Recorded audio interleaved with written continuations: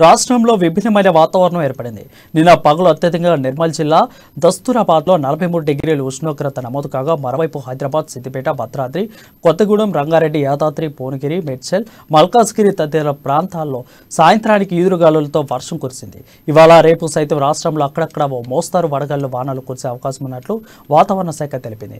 నిన్న ఉదయం 8 గంటల నుంచి రాత్రి 8 గంటల వరకు అత్యధికంగా అల్లపల్లిలోని 3.8 సెంటీమీటర్లు, హైదరాబాద్ టోలీచౌక్లోని 2.1 సెంటీమీటర్లు, బంజారా హిల్స్లో 1.7, రేపర్తిలో 2.1, రంగారెడ్డి జిల్లా చిలుకూరులో 1.7, మహేశ్వరంలో 1 సెంటీమీటర్ వర్షం కురిసింది.